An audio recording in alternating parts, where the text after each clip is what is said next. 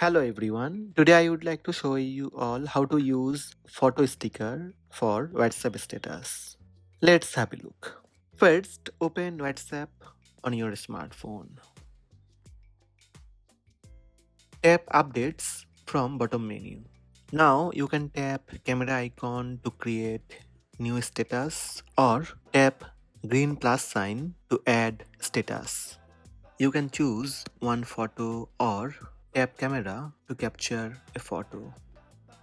Now to use photo sticker, tap sticker icon from top menu.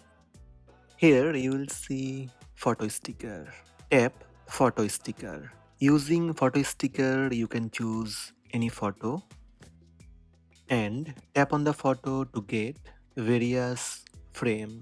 User can pick from different shapes for their sticker photos such as rectangular, square, circle, heart and star. Every shape helps user customize their status based on the type of content they want to share. You can drag and drop your photo sticker.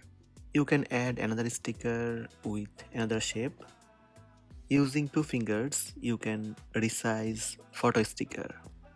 When sticker set, tap send button and you will see your WhatsApp status with photo stickers.